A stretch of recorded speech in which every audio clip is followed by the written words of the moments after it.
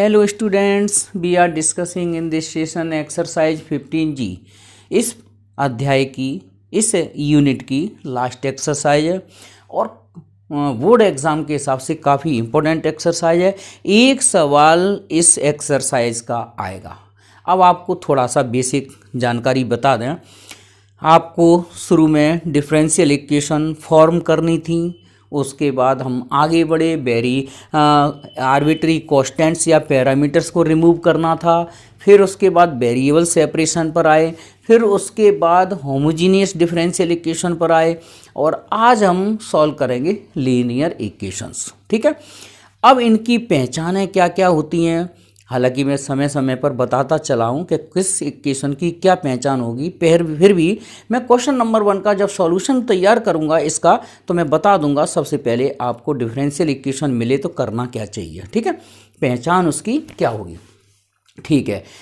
और एक आपको इन्फॉर्मेशन और दे दें, मैंने आज क्वेश्चन बैंक देखी, संडे था और तसल्ली से देखी। अभी जो बोर्ड ने क्वेश्चन बैंक 2021 की पब्लिश की है वो कंप्लीट नहीं है, 20% भी कंप्लीट नहीं है। किसी यूनिट में तो बिल्कुल उन्होंने क्वेश्चंस ना तो ऑब्जेक्टिव रखे, ना सब्जेक्टिव रखे, ना 3 नंबर वाले बताए, ना 4 नंबर वाले बताए। मतलब अभी उनका वर्किंग प्रोसेस में है, ठीक है, कंप्लीट नहीं है। तो जब कंप्लीट हो जाएगी, इसलिए मैंने बच्चों को टाइम दिया है 10 फरवरी तक संभावना है, पॉसिबिलिटी है कि वो कंप्लीट हो जाएगी। फिर भी उसमें प्रोबेबिलिटी के कुछ ठीक ठाक है, उसमें ऑब्जेक्टिव्स भी हैं, कुछ क्वेश्चंस, हाँ तो 100% कंप्लीट तो वो भी नहीं है, क्योंकि उनका टारगेट है हर यूनिट में 30 क्वेश्चंस ऑब्जेक्टिव्स रखे जाएं और बाकी के 10 क्वेश्चन 3 नंबर वाले, 10 क्वेश्चन 4 नंबर वाले, इस तरह से हर यूनिट में वो 50-50 नंबर का मैटर देना चाह रहे हैं, ठीक है। तो अभी प्रोबेबिलिटी थोड़ा बहुत कंप्लीट है, इनवर्स ट्रिग्नोमेट्री थोड़ी बहुत कंप्लीट है, लेकिन पूरी जब कंप्लीट हो जाएगी तो मैं आप लोगों को बता दूंगा, सॉल्यूशन देना चालू कर दूंगा। फिर जो यूनिट पहले कंप्लीट हो जाएगी उसका सॉल्यूशन तो देंगे 10 फरवरी से स्टार्ट कर देंगे, ठीक है। हाँ, अब आते हैं हम इस एक्सरसाइज के सॉल्यूशन पर। ये आपको जो इक्वेशन दिखाई दे रही है वो है लीनियर, ठीक है, लीनियर। और हाँ, हिंदी मीडियम वाले बच्चों को और बता दें, जो मैंने आप लोगों ने अवकल समीकरण वाला जो अध्याय प्रारंभ किया था, उस अध्याय में प्रारंभ में सवाल थे, सबसे पहले अपन को स्वैच्छिक अचरों का विलोपन करना था और फलन से अवकल समीकरण बनाना था। उसके बाद जब अवकल समीकरण को हल करने वाली एक्सरसाइज आई, वहाँ पर चरों का पृथक्करण आया। सबसे पहले चरों के पृथक्करण के बाद समघाती समीकरण आया।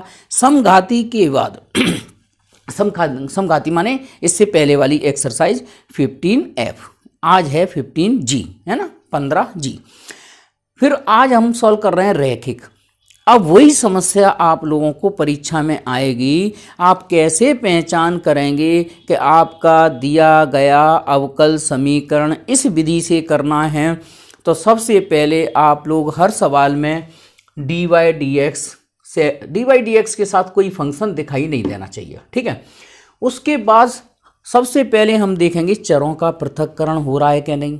सबसे पहला नियम, अवकल समीकरण से जब हम फलन का समीकरण बनाएंगे और अवकल समीकरण को सॉल्व करने की 2 विधियां थी ना, एक तो उसका व्यापक हल ज्ञात करना था, दूसरा उसका विशिष्ट हल ज्ञात करना था। अब व्यापक हल वाले हैं जिसमें c का मान c रहने दिया जाएगा, ठीक है।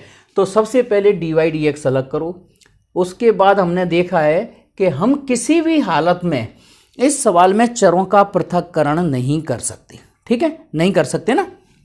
दूसरा, अगर मैं इसमें 2y को मतलब 4x - 2y कर दें, 4x - 2y, तो ये y = vx से भी नहीं होगा, समघाती भी नहीं है। समघाती नहीं है माने अंश और हर होना उसमें कंपलसरी है, और अंश और हर में जितने भी चर हैं उनकी घातें समान होना चाहिए। तो इसमें 2y को इधर ले आएंगे तो इसका हर नहीं बन पाएगा, ठीक है। तो अब आप आ जाएंगे रैखिक माने प्रश्नावली 15G के सवालों पर। 15 जी के सवालों पे हर सवाल में आप तुलना करेंगे, कंपेयरिंग करेंगे dy dx plus P Y equal to Q. इस प्रश्नावली के सारे सवाल सरल हैं और आप हर सवाल को इससे कंपेयर करेंगे। एक थोड़ा सा अलग मिलेगा, वो बाद में देखेंगे। अभी हाल फिलहाल हर सवाल की तुलना, रैखिक समीकरण की तुलना, इसको बोलते हैं क्या?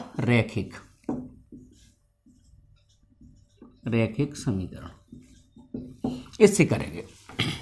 फिर लिखेंगे वेयर, मतलब जहां, ठीक है, अंग्रेजी में इसको लिख देना कंपेयरिंग।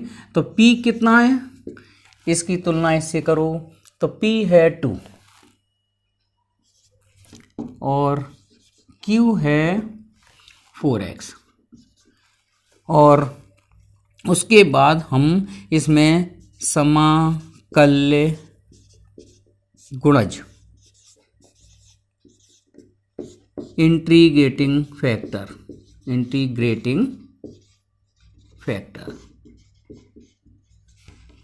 IF ये निकालेंगे। अब हालांकि इतना टाइम नहीं है सवाल के सॉल्यूशन में कि मैं ये बताऊं कि इंटीग्रेटिंग फैक्टर क्यों निकालते हैं, फिर भी मैं शॉर्ट में बता दूं। जब हम इसका लीनियर इक्वेशन का सॉल्यूशन तैयार करते हैं, उसका फॉर्मूला प्रूव करते हैं, तो फॉर्मूला प्रूव करते समय माने इससे फंक्शन बनाना है, तो फंक्शन का अरेंजमेंट इस तरह से करना पड़ता है कि एक इंटीग्रेटिंग फैक्टर की ज़रूरत पड़ती है, ठीक है। और उसी इंटीग्रेटिंग फैक्टर को यहाँ हम डायरेक्ट निकालते हैं। कभी टाइम मिला तो हम बताएंगे सॉल्यूशन इसका प्रूव कराते समय कि इंटीग्रेटिंग फैक्टर ओरिजिनलिटी में होता क्या है, ठीक है। चलो हाँ, तो IF e की पावर p कितना है 2 dx, तो इसका इंटीग्रेटिंग फैक्टर निकल के आया e की पावर 2x, ठीक है। अब हम लिखेंगे now solution of differential equation. हाँ, हर सवाल में यही फॉर्मूला लगाना है आपको, IF Q IF dx plus C। हर सवाल में यही सॉल्यूशन का फॉर्मूला रखना है।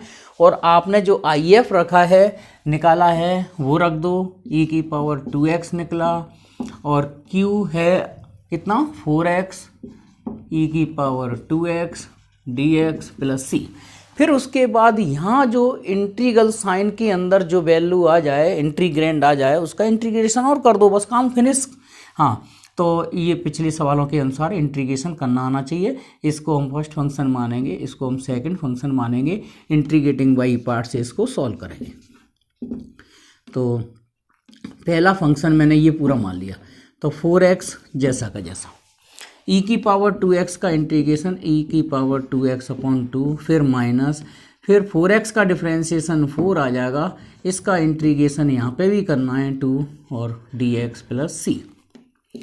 y e की पावर 2x, ये 2 रह जाएगा e की पावर 2x, ये भी 2 रह जाएगा e की power 2x dx plus c। फिर y e की पावर 2x, यहाँ 2x e की पावर 2x, और इसका इंटीग्रेशन कर देंगे तो फाइनली 2 से 2 कटने के बाद e की पावर 2x प्लस c रह जाएगा, ठीक है। e की पावर 2x का डिवाइड दे दो तो y इक्वल टू, ये हट जाएगा 2x माइनस 1 और प्लस c e की पावर माइनस 2x, e की पावर 2x का दे दिया यहाँ डिवाइड, और यही इस सवाल का जनरल सॉल्यूशन होगा। ओके,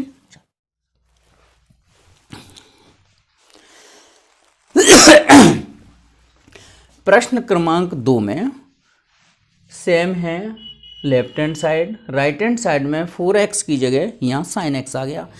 सॉल्यूशन बिल्कुल इसी तरह से करना है, बिल्कुल सरल सॉल्यूशन है इनके, और बिल्कुल इम्पोर्टेंट एक्सरसाइज है। एक सवाल 100% आ सकता है, आएगा, आ सकता नहीं, आएगा। ओके, चलो हाँ, इसकी हर सवाल का इससे आप कंपेयर करोगे, ठीक है। तो P अब हो गया कितना 2, P माने होता है बाई के साथ जो संख्या रहती है, Q होता है इधर, है ना। और एक बात और बता दें, P और Q में किसी भी हालत में y का फलन नहीं आएगा, मतलब P and Q are function of non y। Okay, चलो इसका इंटीग्रेटिंग फैक्टर तो e की पावर 2x ही आ जाएगा। ओके, जो वैल था रख दो यहाँ, तो बाई e की पावर 2x और हाँ e की power 2x into sine x d x plus C, तो y e की पावर 2x, इसका सॉल्यूशन e की पावर 2x और 2 × 4 = 5 और a माने 2 sine x minus cos x plus C. अब आप लोग सोच रहे होंगे कि आपने इतना जल्दी सॉल्यूशन कैसे कर दिया। आप भी यहाँ डिटेल नहीं करेंगे, इंटीग्रेटिंग बाई पार्ट्स, खंडन समाकलन विधि नहीं लगाएंगे, आप डायरेक्ट एक फॉर्मूला रखेंगे और ये की पावर 2x का इसमें डिवाइड दे दो, है ना, तो 1/5 ये 2 sine x minus cos x plus C E की पावर -2x, ये इस सवाल का सॉल्यूशन होगा। आंसर शीट में मैं देखता हूँ। हाँ, इसमें मैंने जो फॉर्मूला यूज़ किया है वो ये क्या है, e की power ax sine bx dx दिया हो तो आप डायरेक्ट ये फॉर्मूला अप्लाई कर देंगे। e की power ax a² plus b² a sine bx minus b cos bx। अब इस सवाल के अनुसार a कितना है 2 और b है 1। a है 2 और b का मतलब साइन में एंगल का कोफिशिएंट x के साथ जो संख्या है वो है 1 और a है यहाँ पर 2, इसमें रख देंगे तो यही आंसर आपका आ जाएगा। ओके सवाल नंबर 3 में थोड़ा सा अंतर है, यहाँ -1 आ गया, यहाँ cos x आ गया। हर सवाल की तुलना इससे करेंगे। उसके बाद p की वैल्यू यहाँ पर -1 है, q की वैल्यू cos x आ गया और e की पावर -1 dx, तो ये बना इंटीग्रेटिंग फैक्टर e की पावर -x। ये चीज़ मैं पहले की लिखी छोड़ रहा हूँ, आपको केवल फिल इन द ब्लैंक्स की तरह भरना है केवल, और आप लोगों को इसलिए बताना चाह रहा हूँ कि सॉल्यूशन में इतना चेंज करना पड़ेगा। ठीक है, अब इसके बाद हम इसका IF कितना निकला, e की पावर -x और ये e की power -x cos x dx plus C. इसको इंटीग्रेटिंग वाली पार्ट से फिर नहीं करेंगे, देखो मैंने चेंज कर दिया है। पहले ये सॉल्यूशन जब 6 नंबर में आता था तब हम डिटेल कर देते, अब आप इसका डायरेक्ट आंसर लिखेंगे 4 नंबर के हिसाब से, इतना सॉल्यूशन सफिशिएंट है, ज़्यादा डिटेल नहीं करना। e की पावर -x, x का कोफिशिएंट -1 और 1 का स्क्वायर माने 2 आ जाएगा और ये होगा कितना, a cos bx माने -cos x और यहाँ प्लस रहता है b साइन bx, लेकिन यहाँ पर b ठीक है प्लस का रहेगा साइन x। ओके, और प्लस c। हाँ, इसका मैं फॉर्मूला e की पावर 2x का पहले e की पावर -x का डिवाइड दे दो, तो y = 1/2 और माइनस का cos x प्लस का साइन x और प्लस c e की पावर x हो जाएगा। ये इसका सॉल्यूशन हो गया। मेरे को रटा नहीं है, आप भी रटे आंसर की तरह लिख सकते हो, बस आप ये फॉर्मूला याद कर लो, e की पावर ax cos bx का इंटीग्रेशन e की power ax a² plus b² a cos bx plus b sine bx। तो इससे अगर मैं इससे फॉर्मूले से कंपेयर करूं तो यहाँ a कितना रखा है मैंने, -1 और b रखा है 1। तो देखो रखो a की जगह -1, फिर a -1 का स्क्वायर 1 का स्क्वायर क्या हो गया 2, फिर a की वैल्यू क्या है माइनस, तो माइनस कॉस, b की जगह 1 और फिर b की जगह 1 साइन 1x। ओके, तो ये आपका सॉल्यूशन हो गया। अगर फॉर्मूला आप याद कर लेते डायरेक्ट आंसर लिखो, अदरवाइज फॉर्मूला याद नहीं है आपको तो इंटीग्रेटिंग बाई पार्ट्स लगाना पड़ेगा, इसको फर्स्ट फंक्शन इसको सेकंड फंक्शन, और वो भी आपको इंटीग्रेटिंग बाई पार्ट्स 2 बार लगाना पड़ेगा, तब आपका सॉल्यूशन का आंसर इतना आएगा। सवाल नंबर 4, और आप लोग देख रहे हो ये मैं पिछले सवाल का ही इतना लिखा छोड़ देता हूँ। और आप भी ध्यान रखना, ये टर्म मतलब ये स्टेप्स लिखनी है आपको, बिल्कुल मेरे सॉल्यूशनों को देख के फिल इन द ब्लैंक्स की तरह भरना है। बस ये माइंड में रखना है कि इसका सॉल्यूशन ऐसे करना है, तो यहाँ इसकी तुलना इससे करेंगे, कंपेयरिंग करेंगे। तो p कितना है यहाँ पर 2, q कितना है 6e⁻x, तो इंटीग्रेटिंग फैक्टर निकलेगा कितना 2 1dx माने e⁻2x। आ जाओ सॉल्यूशन वाली पर, है ना, बार बार में ना लिखना पड़े इसलिए मैं इसको फिक्स कर दिया है। e⁻2x, q कितना है 6e⁻x और ये e⁻2x आया integrating factor dx plus c, तो y e⁻x 6 ये e⁻3x हो जाएगा प्लस c e⁻x और e⁻2x e⁻3x हो जाएगा, और e⁻3x का इंटीग्रेशन हो जाएगा 6e⁻3x अपॉन 3 प्लस c, तो e⁻x का डिवाइड दे दो तो y equal to 2e⁻2x plus c e⁻−x, और ये ही इस सवाल का सॉल्यूशन है। ओके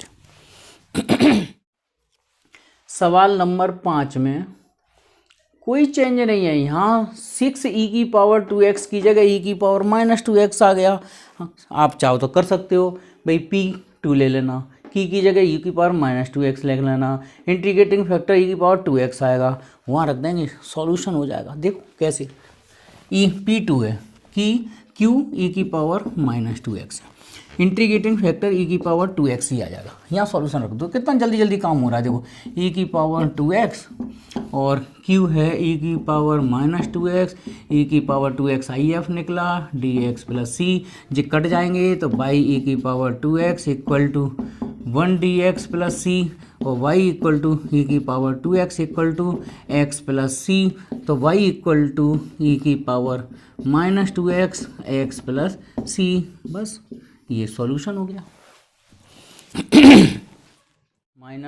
+2 की जगह -4 आ गया, यहाँ e⁻2x आ गया, तो इससे कंपेयर करेंगे तो p की वैल्यू -4 है, q e⁻2x है, बिल्कुल इजी लग रहा होगा। इसका इंटीग्रेशन e⁻−4x आ जाएगा यहाँ सॉल्यूशन में। भाई इधर उधर क्यों लिख रहा हूँ, आप तो कंटिन्यू लिख रहा हूँ, मेरे को बार बार में लिखना पड़ता है और आपका टाइम बच रहा है, कम से कम टाइम में आपके सॉल्यूशन होते जा रहे हैं। देखो y इंटीग्रेटिंग फैक्टर कितना निकला e⁻−4x, q कितना है यहाँ पर e⁻2x e⁻−4x dx plus c, तो y e⁻−2x, 2x और -4x e⁻−2x बचेगा प्लस c, तो y e⁻−2x, इसका इंटीग्रेशन, अरे -4x चल रहा है, सॉरी, हाँ इधर, इसका इंटीग्रेशन e⁻−2x अपॉन 2 है ना प्लस c, और e⁻4x का डिवाइड दे दो,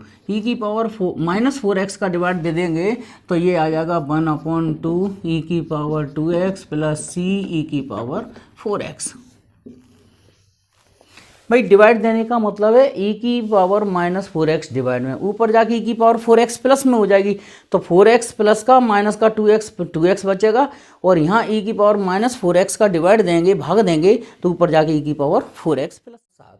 काफ़ी इंपॉर्टेंट सवाल है, थोड़ा सा लॉजिक यहाँ चेंज होगा इंटीग्रेटिंग फैक्टर में। क्या लॉजिक चेंज होगा उससे आप लोग ध्यान से देखना, ठीक है।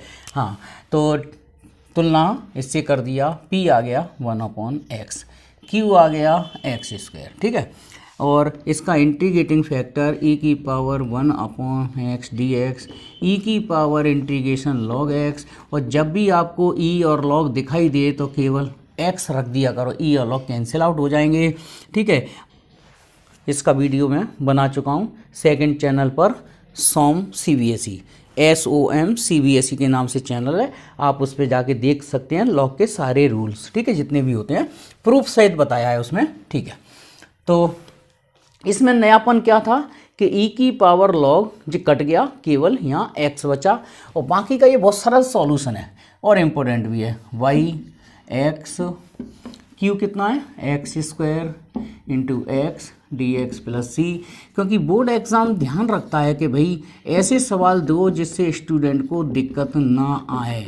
और कितना सरल सवाल हो गया इसका इंटीग्रेशन, यहाँ एक्स की पावर 4/4 प्लस सी, इस एक्स का डिवाइड और दे दो तो एक्स की पावर 3/4 और प्लस c/x। ये इस सवाल का सॉल्यूशन है। ओके, सवाल नंबर 8, डिफरेंशियल इक्वेशन दी है। कभी कभार जल्दी में कभी कभार प्लस माइनस थोड़ा सा छूट जाए तो आप लोग उसे अपने आप मेज़र कर लिया करो, ठीक है, मेंटेन कर लिया करो। चलो ठीक है, तो P कितना है 10x। वैसे मेरी कोशिश होती है कि आपको 100% कोई भी मिस्टेक ना मिले प्लस माइनस की भी, पर कभी कभार इधर उधर छूट जाता है कभी कभार, ठीक है। जैसे अभी छूट गया था कि e⁻²x का इंटीग्रेशन e⁻²x/-2 होता है। हो सकता है बोल दिया वो लिखा नहीं हो, तो चलो कभी कभार तो वो देख लिया करो, ठीक है। चलो, और q कितना है sec x। अदरवाइज आपको मेथड में कोई मिस्टेक नहीं मिलेगी, ठीक है। हाँ, 10x का इंटीग्रेशन e⁻log sec x होता है, और ये sec x रह गया log प्रॉपर्टी से, यहाँ रख दो y integrating factor sec x, q भी कितना है sec x ही है।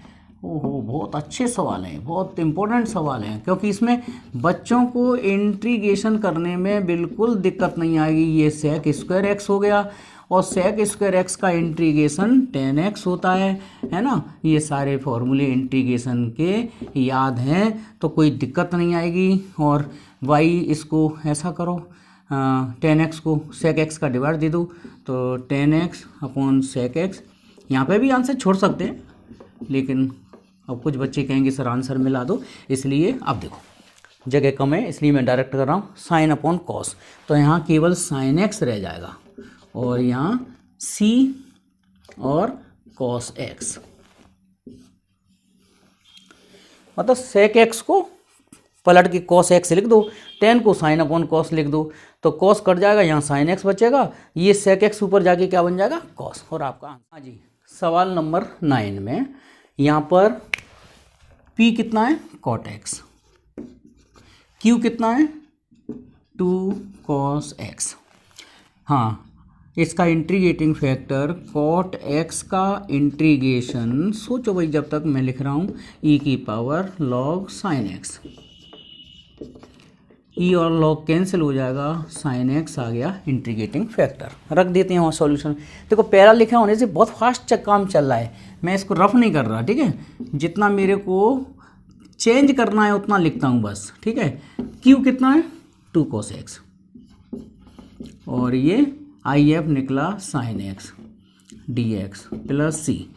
तो y, अच्छा इधर if इधर भी लिख दूँ, if कितना निकला है अपना sin x, और ये sin 2x का फॉर्मूला बन गया प्लस c y, बस उधर इंटीग्रल ये सारे इंटीग्रेशन होगा तो sin 2x का integration minus cos 2x/2 plus c, बस इसका आंसर यही छोड़ा। ओके, सवाल number 10, differential equation, linear equation चल रही है, इसी से कंपेयर करना है।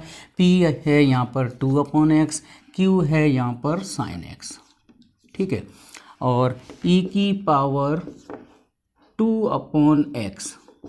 dx, तो इसका इंटीग्रेशन आ जाएगा 2 log x, और e⁻log x²।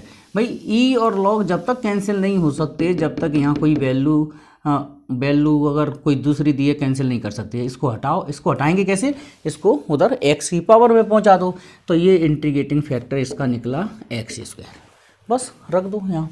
तो y x², q कितना है sin x x² dx plus c। हाँ, अब यहाँ इंटीग्रेटिंग बाई पार्ट्स अब तो लगाना पड़ेगा भाई। देखो इसको फर्स्ट फंक्शन, इसको सेकंड फंक्शन, और फर्स्ट और सेकंड फंक्शन मानने का तरीका वही आई लेट वाला, आई लेट इन्वर्स, आई माने inverse trigonometrical, logarithmic, algebraic, trigonometrical, exponent, उसी ऑर्डर में अपन फर्स्ट सेकंड फंक्शन मानेंगे। अब लिखें कि वैसे तो पता होगा, देखो एक बार बता दें, आई लेट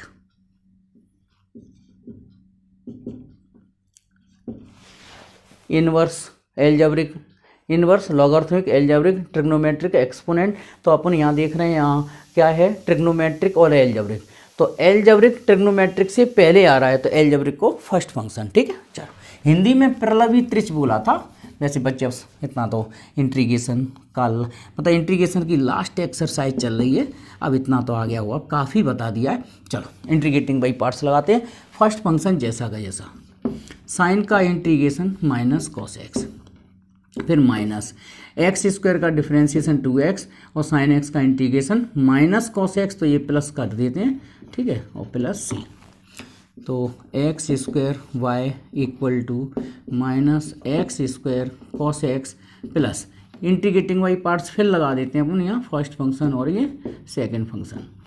फर्स्ट फंक्शन जैसा का जैसा, कॉस का इंटीग्रेशन साइन एक्स, फिर माइनस 2x का डिफरेंशिएशन 2 कॉस का sine X dx plus C, तो x square Y equal to minus x square cos x plus 2x sine X, और sine x का इंटीग्रेशन और एक बार और कर देंगे तो ये आ जाएगा प्लस का 2 कॉस एक्स प्लस सी है। और इसमें और एक बार इंटीग्रेशन और कर दें, minus x square cos x plus का 2x साइन एक्स का इंटीग्रेशन माइनस कॉस एक्स, तो ये प्लस का 2 cos x plus B C बचा। तो x square Y equal to, इन दोनों में कॉस कॉमन कर लो तो ये 2 minus x square cos x और plus 2x sine x plus C, ये इस सवाल का आंसर है। ओके, हाँ जी, सवाल नंबर 11। अब थोड़ा सा कॉम्प्लिकेशंस बढ़ते जाएंगे, थोड़ा सा कठिन होता जाएगा सवाल का सॉल्यूशन। ठीक है, p कितना है यहाँ पर, माइनस का 10x, और q कितना है, e की पावर x। हालांकि इस सवाल का सॉल्यूशन तो सिंपल है। ठीक है, तो e की पावर माइनस 10x इसका इंटीग्रेशन, e की पावर माइनस 10x का इंटीग्रेशन log cos x लिख दो, प्लस का हो जाएगा। ठीक है, क्योंकि 10x का इंटीग्रेशन प्लस में log sec x होता है और माइनस में log cos x होता है, तो ये माइनस माइनस कैंसिल आउट हो गया और यहाँ बचा आपका cos x इंटीग्रेटिंग फैक्टर रख देते हैं। तो y cos x q e की power x sec x, integrating factor निकला cos dx plus c, cos और sec कैंसिल आउट हो गया, तो y cos x equal to e की पावर x dx, और e की पावर x का इंटीग्रेशन e की पावर x ही होता है। ये ही आपका सॉल्यूशन। ओके, सवाल नंबर 12, dy dx, ये भी इक्वल के उस साइड में था तो मैं बाई वाली टर्म इधर ले आया, इधर छोड़ दी, डायरेक्ट यहाँ कंपेयरिंग कर देंगे।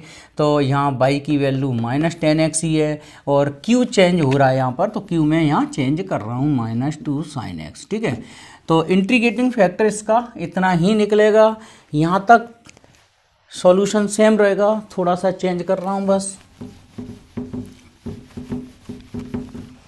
देखो y integrating factor cos x निकला, q यहाँ पर है minus 2 sine x into cos X dx plus c, तो ये y cos x सिंपल है और इसका फॉर्मूला बन गया sine 2x dx plus c, और y cos x sine 2x का integration minus cos 2x upon 2 और plus c, minus minus cancel out कर दो, तो y cos x equal to minus minus plus हो गया 1/2 cos 2x plus c, cos को हटा दो या यहीं छोड़ दो, कोई दिक्कत नहीं। ओके, चलो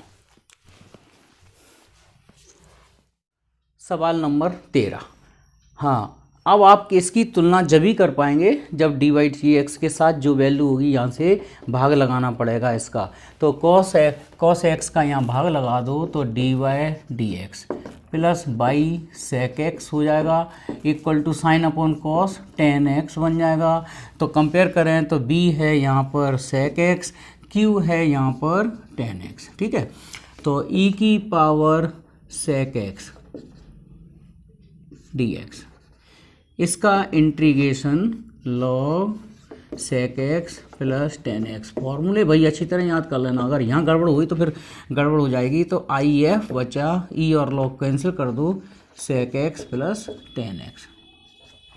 ठीक है, अब यहाँ रख दो y sec x plus 10x, ये है हमारा आई एफ। ओके, और q है कितना 10x, और ये sec x plus 10x I F और dx प्लस c।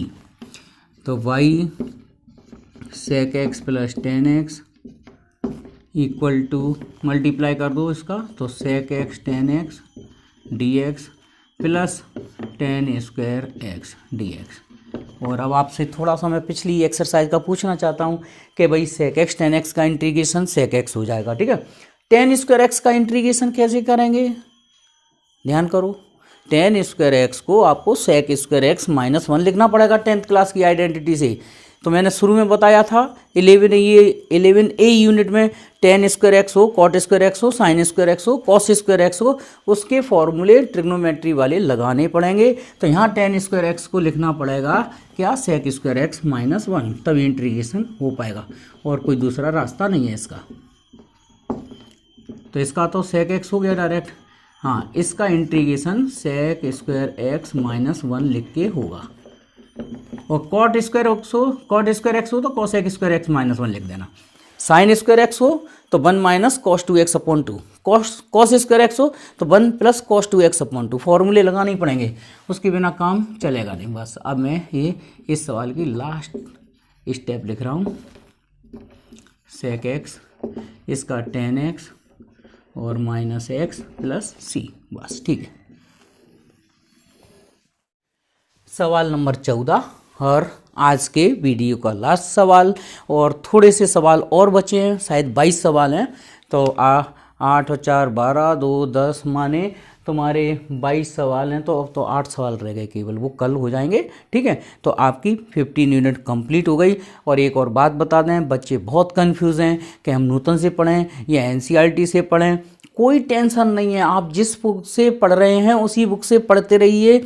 नूतन से भी पढ़ेंगे तो भी आपको एनसीईआरटी के सारे क्वेश्चंस मिल जाएंगे। माने जो पेपर में आएगा वो नूतन में से भी आ जाएगा, कोई अलग नहीं है। सवाल में संख्या 1 2 इधर उधर हो जाती हैं, फिर भी एनसीईआरटी के सारे क्वेश्चंस इसमें, कोई टेंशन लेने वाली बात नहीं है। नूतन से पढ़ रहे हैं, पढ़ते रहिए। आप कोई सा भी बुक पढ़िए, लेकिन स्ट्रॉन्ग तरीके से, कमी अपनी मत छोड़िए, फॉर्मूले आप याद रखिए। ठीक है, चलिए। हाँ जी, इसमें x का डिवाइड दे दूँ तो dy dx minus 1 upon X Y, और यहाँ 2x रह जाएगा cosec 2x। तो यहाँ p है माइनस 1 अपॉन एक्स, q है 2x cosec 2x। और फिर जो भी पेपर आएगा वो मेरे सैम्पल पेपर में से आएगा, सीधी सी बात है। क्वेश्चन बैंक भी बन रही है, वो मेरे को संतुष्टजनक नहीं लग रही। ठीक है, जो बनाने वाले हैं पता नहीं उठ पटांग, लेकिन मैं जो सैम्पल पेपर बनाऊंगा, ऑब्जेक्टिव बनाऊंगा, वो 100% आने लायक होंगे, और पेपर उसी में से आएगा। ओके, टेंशन छोड़ देना बिल्कुल, मेरे सैम्पल पेपरों को देख के टेंशन छूट जाएगा आप लोगों का। हाँ, e की पावर माइनस 1 अपॉन एक्स का इंटीग्रेशन, e की पावर log x, e की पावर log x की पावर माइनस 1, e और log कट गया, x की पावर माइनस 1 माने if आ गया यहाँ 1 अपॉन एक्स। चलिए यहाँ रखो y 1 अपॉन एक्स, आपका if है 1 अपॉन एक्स, q है 2x cosec 2x, 2x cosec 2x, if है 1 upon x, dx plus c, ये वाला x भी कैंसिल हो गया, तो y 1 upon x. 2 cosec theta का इंटीग्रेशन, सोचिए भाई, जब तक आप लोग यहाँ से cosec 2x का फॉर्मूला आपको याद होना चाहिए। cosec 2x के 2 फॉर्मूले होते हैं, ठीक है, दोनों में से कोई सा भी अप्लाई कर सकते हो। कौन कौन से 2 फॉर्मूले होते हैं मैं इधर लिख देता हूँ, ठीक है। cosec x का फॉर्मूला एक तो होता है log cosec x minus cot x, और एक होता है log 10x/2 प्लस सी।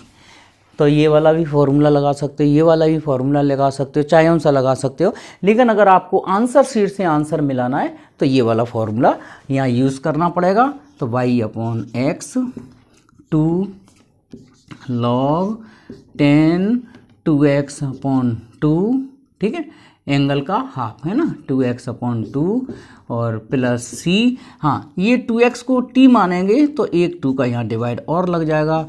तो y/x equal to log 10x plus C, और इसमें x का मल्टीप्लाई कर दो तो x log 10x